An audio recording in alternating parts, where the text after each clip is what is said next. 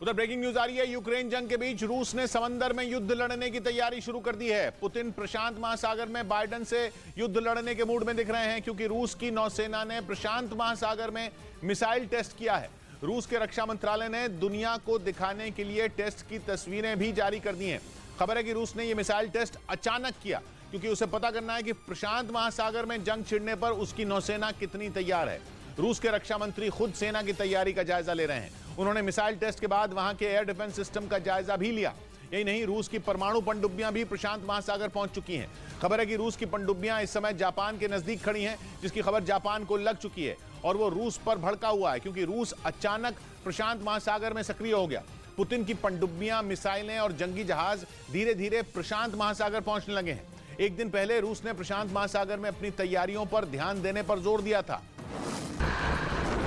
और अगले ही दिन उसके मिसाइल टेस्ट की तस्वीरें आ गई। ये टेस्ट रूस के उत्तर पश्चिमी हिस्से में ओखोत्स्क सागर में किया गया। रूस ने जिस मिसाइल का टेस्ट किया उसका नाम R298 है, जो एक क्रूज मिसाइल है, और टेस्ट के दौरान उसने 70 किलोमीटर दूर समंदर में अपने टारगेट को कुछ ही पल में उड़ा दिया। इस टेस्ट का वीडियो जारी करते हुए रूस ने दो टूक कह दिया कि वो प्रशांत महासागर में अपनी नौसेना की तैयारियों का जायजा ले रहा है। और इसी इरादे से उसने ये टेस्ट किया, यानी पुतिन ने बिना घुमाए फिराए दुनिया को बता दिया कि वो समंदर में जंग की तैयारी कर रहे हैं, वो भी वहां जहां चीन, अमेरिका, ऑस्ट्रेलिया और जापान जैसे देश भी युद्ध के मूड में दिख रहे हैं।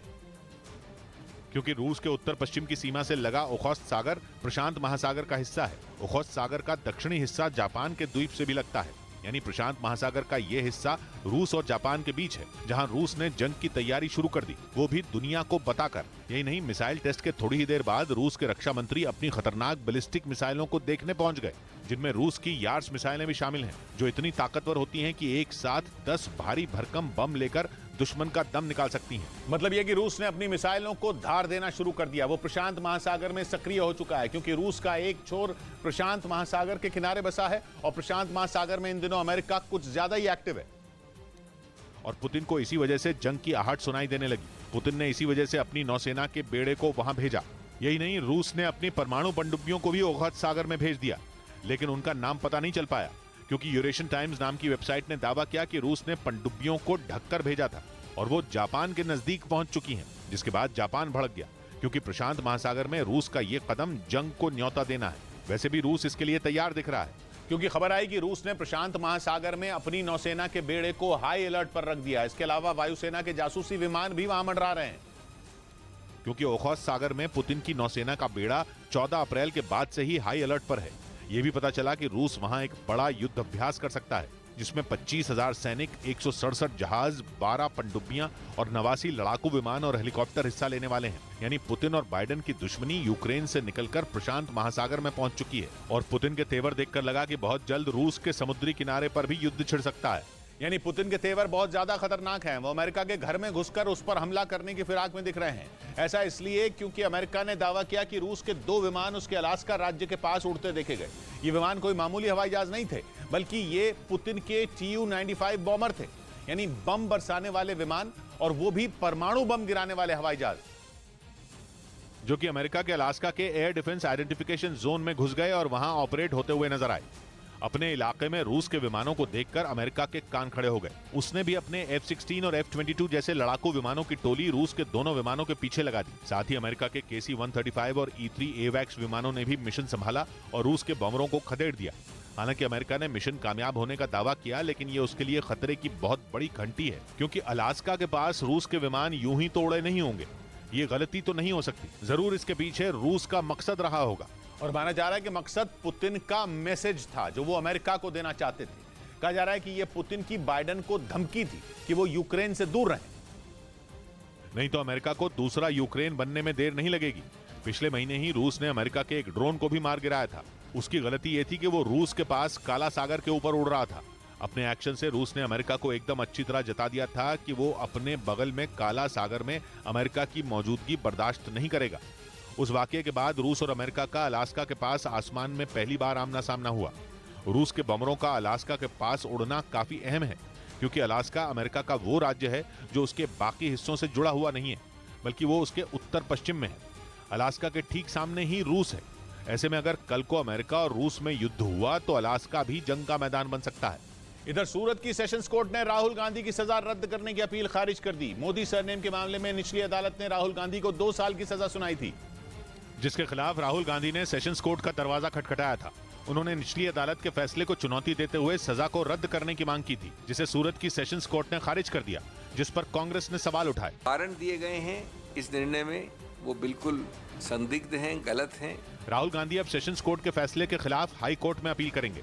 इस बीच राहुल गांधी की अपील खारिज होने पर सियासी घमासान मच गया। कांग्रेस ने कोर्ट के फैसले को गलत ठहराया तो बीजेपी ने उसे घेर लिया और कांग्रेस को सलाह दी कि वो कोर्ट के फैसले का सम्मान करें। राहुल गांधी की कांग्रेस ऐसा समझ रही है कि हम कानून से ऊपर है। वहीं बीजेपी पर पलटवार करते हुए कांग्रेस ने साफ कर दिया कि राहुल गांधी ने कभी गलत नहीं कहा। उन्होंने कोई गलत न कहा है न कहेंगे, लेकिन अपनी आवाज पुरजोर तरीके से सबके सामने रखेंगे। राहुल गांधी को मोदी सरनेम के मामले में निचली अदालत ने 2 साल की सजा सुनाई थी, जिसके बाद उनकी संसद की सदस्यता चली गई थी। उधर अमेरिका ने अचानक अपनी nuclear intercontinental ballistic missile Minuteman 3 का टेस्ट करके रूस और चीन के होश उड़ा दिए। रूस और चीन अपने हथियारों का दम दिखाने में जुटे हैं। रूस कई बार अपने परमाणु हथियारों की धमकी दे चुका है। ऐसे में अमेरिका ने भी परमाणु बम लॉन्च करने में माहिर मिनटमैन 3 मिसाइल चला दी और अपने दोनों दुश्मनों को दिखा दिया कि अमेरिका भी लड़ने के लिए बिल्कुल तैयार खड़ा है और जंग के मैदान में रूस और चीन को धूल चटा सकता है। अमेरिका के टेस्ट की अहम बात यह रही कि इसके लिए उसने अपनी 50 साल पुरानी मिनटमैन 3 मिसाइल को चुना, जो कैलिफोर्निया से लॉन्च होकर लगभग 6,759 किलोमीटर दूर प्रशांत महासागर में जाकर गिरी। अमेरिका ने बताया कि टेस्ट के दौरान मिनटमैन 3 ने 24,000 किलोमीटर प्रति घंटा की रफ्तार पकड़ ली।